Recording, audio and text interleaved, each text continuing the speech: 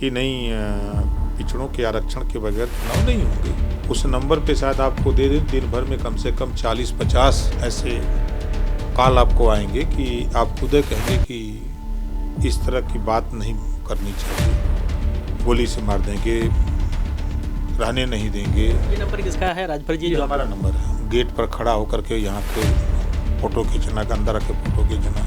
तो उन लोगों ने इनको भी धमकी दिया कि आप जो कर रहे हो करो, नहीं तो फिर आपको पता लग जाएगा कि हम लोग क्यों ऐसा कर। ये बात इन्होंने रिकॉर्ड करनी चाहिए मोबाइल पे। तो वो लोग फिर गाड़ी में बैठे, तो गाड़ी की फ़ोटो आ गई, उसकी गाड़ी के नंबर। बात को टारगेट यही बात है कि आप लोग जो है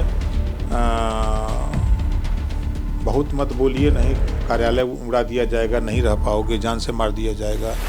अभी आप लोग जबान से बोल रहे हो, तो हम लोगों की बंदूकें बोलेंगी, जो जंग खाई हुई बंदूकें हैं, या वो आग बोलेंगी, तब आप लोगों को पता नहीं लगेगा कहाँ रहेंगे। रद्द करेंगे या आपका ऐसे काफिला चलता है? ना, देखिए, जो डर गया वो मर गया। सुभाषपा के चीफ ओम प्रकाश राजभर हमारे साथ हैं। आज इनको कई तरीके से धमकी मिली, एक तो फ़ोन कॉल के माध्यम से, प्लस कुछ लोग कार्यालय भी आए। आखिर वो कौन लोग थे और इसके पीछे उनकी क्या कुछ मंशा थी, और किस तरीके की उन पर अब तक कार्रवाई हुई या किस तरीके की कार्रवाई चाहते हैं? ज़्यादा बातचीत करने के लिए हमारे साथ राजभर जी हैं। राजभर जी, अब लगातार इससे पहले भी आपके ऊपर एक तरीके से हमला हुआ था, फिर आज जो है फ़ोन कॉल के माध्यम से धमकी, पता चला है कार्यालय भी कुछ लोग आए थे। कौन लोग हैं ये, और क्या सियासी तौर पे आपको रोकना चाहते हैं? कैसे लोग हैं, कुछ पता चला? देखिए, भारतीय समाज पार्टी की बढ़ती हुई ताकत से बहुत से लोग परेशान हैं। जिन चीज़ों को लेकर के हम लोग लड़ाई लड़ रहे हैं, सत्ता में रहते हुए लोग नहीं कर पाए, बल्कि पिछड़े दलित के दुश्मन ही बने। जैसे आप उठा के देखिए, प्रमोशन में आरक्षण समाप्त किसने किया? समाजवादी पार्टी। 4 सितंबर 2013 को हाई कोर्ट ने एक आदेश दिया, इसी आरक्षण पर जो बहस हो रही है, कि 12 जातियां उसका लाभ उठा रही हैं। इसको बांट करके उत्तर प्रदेश सरकार सबको लाभ कैसे मिले व्यवस्था बनावे। उस समय माननीय अखिलेश यादव जी मुख्यमंत्री थे, नहीं किया। आज 1953 से काका का ललकर आयोग हो, चाहे मंडल आयोग हो, चाहे हुकुम सिंह जी के नेतृत्व में आयोग का गठन हो, चाहे राघवेंद्र सिंह जी के, चाहे रोहिणी आयोग, सब पिछड़ों को आरक्षण देने, लाभ पहुंचाने के उद्देश्य से ही होता है, लेकिन वो सफल नहीं हो पा रहा है। उसका कारण क्या है? जब सत्ता में ये लोग रहते हैं तो ये या तो उस पर अमल नहीं करते हैं, ध्यान नहीं देते। तो इन जब चीज़ों की चर्चा हो रही है तो तमाम लोगों को बुरा हो लग रहा है कि ऐसा चर्चा क्यों।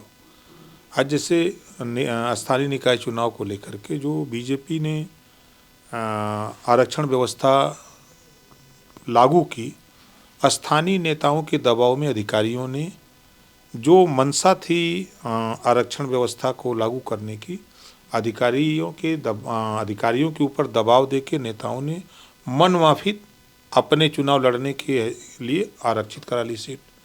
तो घपलेबाजी हो गई। तो उस आधार पे लोग कोर्ट गए, कोर्ट ने कहा कि नहीं, इसमें अनियमितता है। उस बात को स्वीकार कर ली सरकार भी कि नहीं, पिछड़ों के आरक्षण के बगैर चुनाव नहीं होंगे। तो ये सारी चीज़ें जब हम लोग आप लोगों के माध्यम से बोलने लगे तो लोगों को कुछ बुरा लगने लगा। तो इसके पहले भी चूँकि हम लोग हमेशा वंचित, पिछड़े, दलित, अल्पसंख्यक, गरीब, कमज़ोर की बात करते हैं, चुनाव के बाद जब से गठबंधन टूटा है तब से बराबर एक नंबर है 94 15 81 81 84, बहुत चर्चित नंबर है।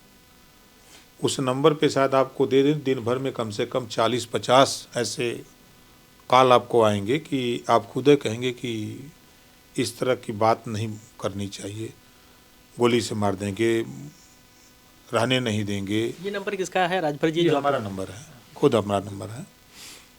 वो आपके चौधरी जी हैं, कार्यालय प्रभारी धर्म प्रकाश जी, उनके यहाँ जो बेसिक फ़ोन है उस पर, और उनके नंबर पे, अरविंद के नंबर पे, मतलब पार्टी के जो यहाँ लोग हैं सबके पर ही बराबर आपके व्हाट्सएप पे ये लोग लिखते पढ़ते रहते हैं।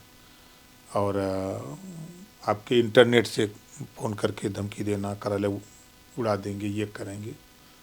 तो परसों एक घटना घटी कि एक गाड़ी से 4 लोग आए, यहाँ घूमे टहरे देखे और चले गए। फिर कल ये लोग यहाँ आए और बाकायदे गेट पर खड़ा होकर के यहाँ के फ़ोटो खींचना, अंदर आके फ़ोटो खींचना, फिर बाहर फ़ोटो खींचना।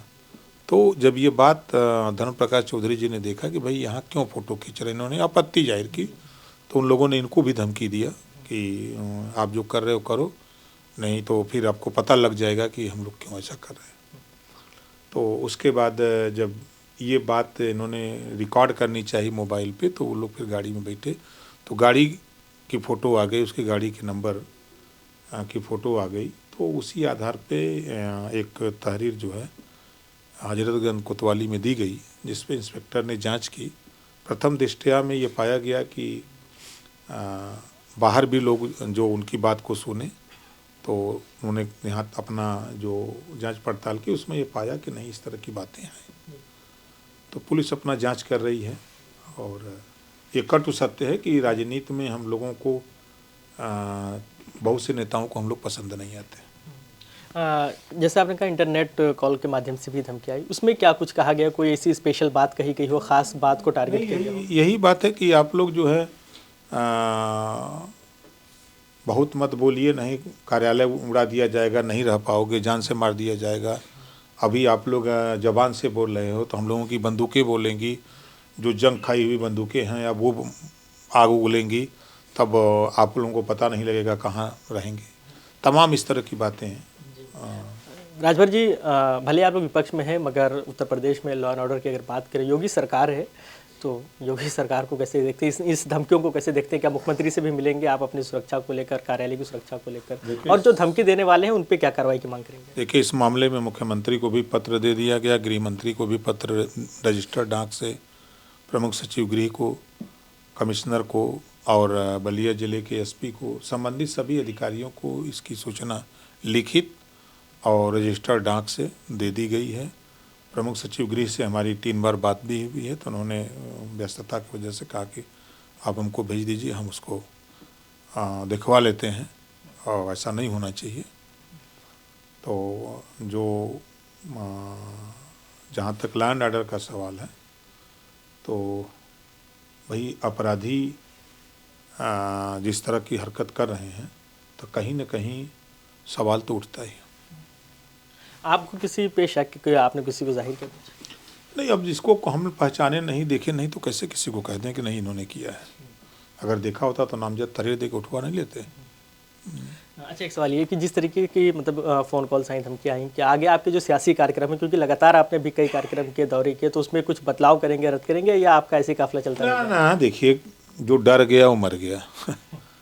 हम डरने वाले नहीं हैं। हमारा 8 तारीख को बस्ती में महिला हक अधिकार महारैली, जैसे आंदोलन चल रहा है वैसे चल रहा है। संगठन का काम आप सोशल मीडिया पे देखेंगे तो हमारे सैकड़ों नेता गांव में चौपाल लगा के अपना काम करते रहते हैं। हम लोग भी अभी कल जैसे हम लोग गाजीपुर में हमारे 2 नेताओं की डेथ हो गई थी, वहाँ गए थे।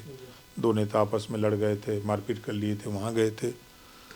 फिर हम लोग यहाँ चले आए। फिर आज सभी नेताओं को जो बस्ती कार्यक्रम की तैयारी को लेकर के भेजा गया है, हम लोग भी कल से निकलेंगे उन लोगों के वहाँ। ओबीसी आरक्षण को लेकर उसी तरीके से आवाज़ उठाएंगे? देखिए, हम हक के लिए लड़ते हैं, अधिकार के लिए लड़ते हैं। जो हिस्सा है उसकी लड़ाई बराबर होती रहेगी, और जो सामाजिक न्याय समिति की रिपोर्ट है उसको लागू करने के लिए जो सरकार ने आयोग गठित किया है, हम तो उससे कहेंगे इसका भी परीक्षण करा के इसको लागू कर दीजिए। और जो हाई कोर्ट और सुप्रीम कोर्ट की चर्चा हो रही है, तो हाई कोर्ट ने भी एक फैसला दिया है भर राजभर जाति को अनुसूचित जनजाति में 11 मार्च 2022 का, कि 2 महीने के अंदर सरकार इसका प्रस्ताव बना करके दिल्ली भेजे और इसको शामिल करे। वो भी पेंडिंग में पड़ा हुआ है। तो इन सब चीज़ों को लेके बराबर लड़ाई हम लोगों की होती रहेगी। शुक्रिया बातचीत के लिए। तो ये थे हमारे सुभाष पार्क के चीफ ओम प्रकाश राजभर, जिनका साफ तौर पे कहना है कि इस तरीके की धमकियों से इन्हें कोई फ़र्क नहीं पड़ने वाला। जो इनकी सियासी लड़ाई चल रही है, जो विचारधारा की लड़ाई चल रही है, वो यूं ही जारी रहेगी। और उत्तर प्रदेश में जो अधिकारी हैं, जो शासन प्रशासन में बैठे हुए अधिकारी हैं, उन्होंने पूरी तरीके से इन्हें आश्वस्त किया है कि इनकी हिफाजत की पूरी उनकी जिम्मेदारी है। वीडियो जर्नलिस्ट आयुष के साथ फरीदुल हसन, द लीडर हिंदी, लखनऊ।